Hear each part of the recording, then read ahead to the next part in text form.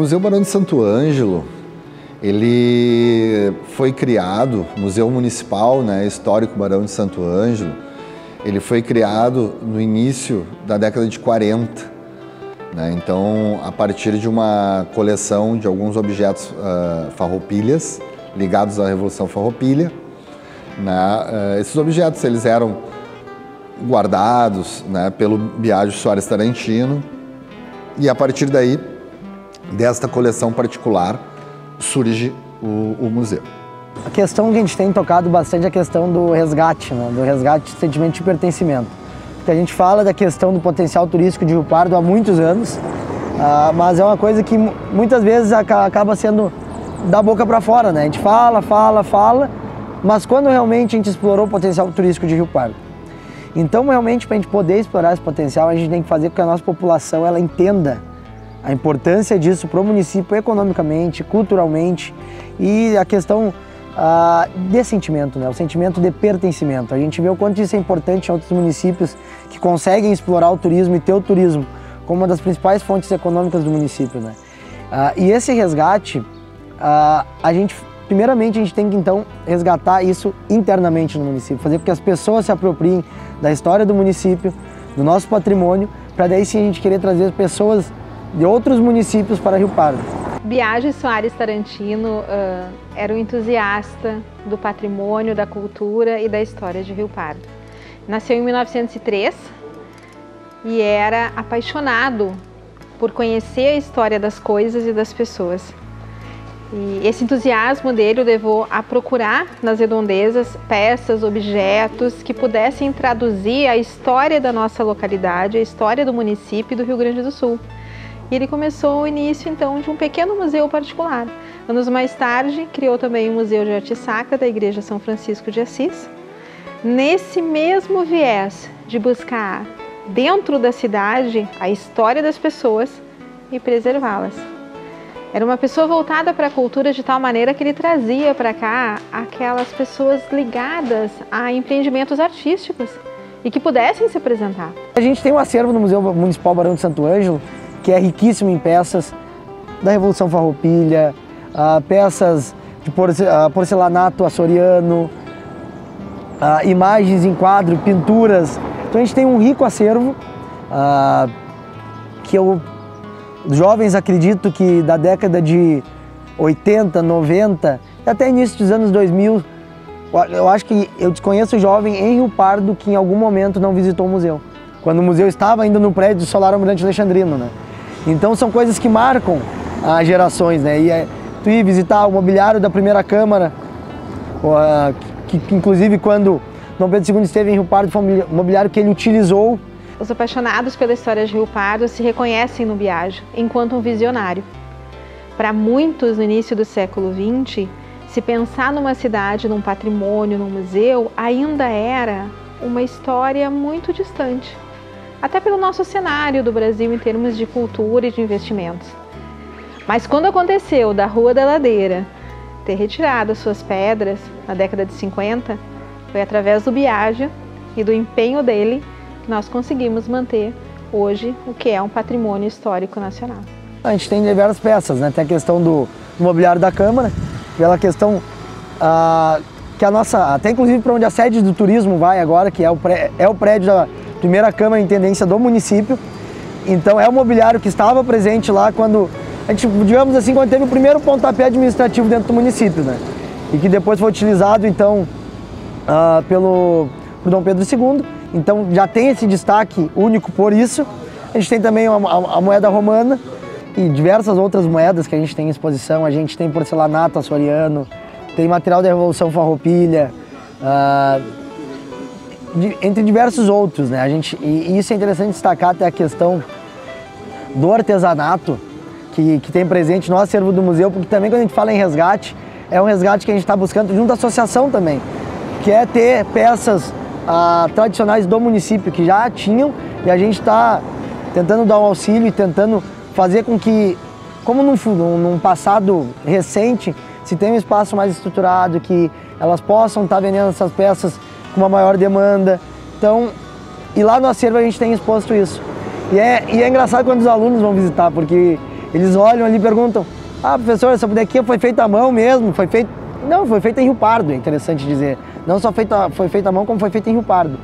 Então tem diversas peças que vale a pena sim lá visitar, vale a pena olhar, até porque hoje esse acervo também, ele se encontra no Centro Regional de Cultura, que também é um prédio de um tremendo valor histórico para o município, né? Pelo contato e as informações que nós tivemos, né, em 2017, né, o museu, o prédio onde estava o museu, né, ele foi devolvido à Marinha Brasileira, porque o prédio ele era uma cedência, né, da Marinha, então ele foi devolvido. E a partir dali, então, o acervo foi trasladado de um local para outro, né? Ficou... E quando nós pegamos esse acervo agora, né, no início do ano, nós percebemos que ele estava dividido em duas partes. Uma parte estava aqui no Centro Regional de Cultura, né, que é hoje a sede, o local oficial do museu. Então, gostaria de conhecer o Museu Municipal de Rio Pardo. Ele está numa sala, no Centro Regional de Cultura, no segundo andar, última sala. E a questão que fica vinculada ao prédio do Solar do Almirante. Então, como o prédio foi devolvido para a Marinha, né, o acervo trasladado para cá, a outra metade do acervo se encontra junto à nossa Secretaria, né, de Turismo, Cultura, Juventude, Esporte e Lazer, na sede da Prefeitura ali na Andrade Neves. E hoje o acervo ele se divide, né? A gente tem uma parte dele que está exposta, está em exposição no Centro Regional de Cultura, com acesso ao público. O público pode ir lá, acessar, visitar, olhar as peças. Até, inclusive, a gente fez uma ação que vai se tornar também padronizada dentro do município, que a gente pretende fazer trimestralmente, que é uma noite no museu, que é para realmente a gente poder estar levando a nossa comunidade de Rio Pardo para dentro desses espaços. E claro que a gente pretende trazer turistas com isso, pessoas de fora, mas é nesses dias a gente quer realmente, nosso público-alvo são os moradores de Rio Pardo, para que a gente possa se apropriar da história, se apropriar desse patrimônio e possa então valorizar e também ajudar o poder público a lutar pelo restauro, pela preservação, né? Então, desde o início do ano, o nosso secretário ele pediu a contratação de uma pessoa, de um historiador, né? E com habilidade de manuseio dessas peças, né? Porque como nós estamos falando de peças, muitas delas de 100, 150 anos, de documentos, de telas, né? Então, por exemplo, nós temos peças raras no nosso museu e nós temos que saber como, né, lidar com essas peças. Às vezes não basta boa vontade, né? Para esse tipo de ação precisa uma mão de obra mais qualificada do que a boa vontade, né? Então o nosso colega, né, que já tinha alguns cursos de restauro, já tinha feito algumas pesquisas, né, ele começou uma recatalogação. Por quê? Porque os livros tombos não foram encontrados, que poderiam nos dizer quantas peças, o que tinha saído, né? As informações elas ficaram muito desencontradas. O acervo do museu ele está aqui na Casa de Cultura e lá na Prefeitura. E esse nosso colega, então, ele começou então aquele trabalho formiguinha. Luvinha, avental, pincelzinho, esterilizando, né, peça por peça, separando o que era numismático, o que era moeda, brasão, medalha, o que era as armas, espadas, bainhas de espadas, questões militares, o que eram documentos, o que era a pinacoteca. Então, hoje, né, apesar das peças não estarem restauradas, elas estão reorganizadas. Nós sabemos o que nós temos e aonde está, e a cada dia ele está trabalhando, então, para melhoria. Então, a gente está recatalogando, né, essas peças foram esterilizadas, até mesmo algumas peças já foram trazidas aqui para o Centro Regional, na sede do museu, já agregando ao acervo que aqui já estava, né, algumas delas alusivas à Sala Soriana, essa coleção de numismática, então praticamente dobrou a coleção de moedas. Se não tivéssemos Viaja Soares Tarantino, nós não teríamos o Museu Barão de Santo Ângelo, nós não teríamos o Museu de Arte Sacra e talvez nós não tivéssemos a nossa Rua da Ladeira ainda preservada, além de muitos outros equipamentos culturais aqui. O museu ele ficou fechado por muito tempo, né? Como a gente falou, as peças se trasladaram para vários lugares, não foram registrados adequadamente esses traslados, né? Então muita coisa se perdeu, mas tem muita coisa que ainda está disponível, né? Então quando as pessoas vêm aqui e olham essa sala, mas só tem isso, que horror. Não, calma pessoal, a gente sabe que o assunto é polêmico, mas mais da metade das peças que a gente vê aqui no atual museu estão lá em segurança, chaveados na prefeitura. Uma delas de destaque, por exemplo, a pintura do Dom Pedro II com 19 anos de idade, quando ele passou a primeira vez em Rio Pardo, que é uma pintura rara, porque é uma das únicas que a gente encontra o Dom Pedro II sem barba. Né? Então a foto clássica do Dom Pedro, as pinturas todas, é aquele barbão, né? O Dom Pedro I não tinha, mas o primeiro nunca teve aqui. O segundo, então, que é aquela... Então, como ele teve aqui jovem, né? E existe até uma vertente de quem haveria o pintado, seria o Manuel Ouro de Porto Alegre, né? O Barão de Santo Ângelo.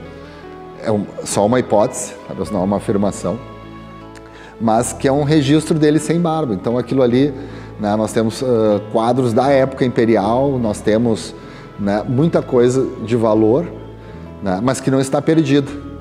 Então ela está sendo realocada, né? Voltando a ter a atenção que elas merecem.